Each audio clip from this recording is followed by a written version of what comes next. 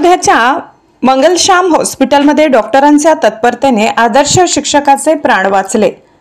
तळोदा काळ आला होता पण वेळ आली नव्हती। रक्षाबंधनाच्या पूर्वसंध्येला घडलेल्या हृदयस्पर्शी घटनेत मंगलश्याम हॉस्पिटलचे हृदयरोग तज्ञ डॉक्टर योगेश्वर चौधरी यांनी दाखवलेल्या तत्परता आणि कौशल्यामुळे गावातील एका आदर्श शिक्षकाचे प्राण वाचले। विषप्राशन केलेल्या एका युवकाला आयसीयू मध्ये दाखल करण्याच्या तयारीत असताना ओपीडी मध्ये जखम दुरुस्त होऊन टाके काढण्यासाठी बेचैन अवस्थेत बसलेल्या एका शिक्षक अचानक बेशुद्ध होऊन त्यांनी मान टाकली। सोबत असलेल्या त्यांच्या कन्या व पत्नीच्या डोळ्यात अश्रू दाटले।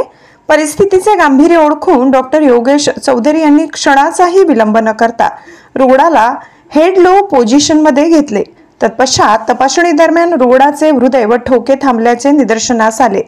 हृदयक्रिया थांबल्याचे लक्षात येताच डॉक्टर चौधरी यांनी तातडीने सीपीआर प्रक्रिया सुरू केली। काही क्षणातच हृदय पुन्हा चालू झाले आणि शरीरातील रक्तपुरवठा पूर्ववत झाला। रुग्ण शुद्धीवर आल्यावर त्याला त्वरित दाखल करून पुढील उपचार करण्यात आले। घटनेतून सीपीआर पद्धतीचे महत्त्व अधोरेखित करत लवकरच मोफत सीपीआर प्रशिक्षण कार्यशाळा घेण्याचा मानस व्यक्त केलाय।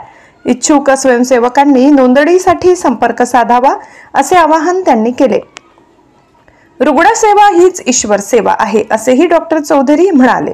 रवींद्र अरुण गुरव हे 42 वर्षीय आदर्श शिक्षक पुरस्कार प्राप्त असून तंत्रस्नेही शिक्षक म्हणून जिल्ह्यात प्रचलित आहेत। नेम सुशील विद्या मंदिर येथे सध्या शिक्षक आहेत। लोकशाही हक्क न्यूज चॅनल साठी प्रदीप चौधरी, संचालक नवापूर।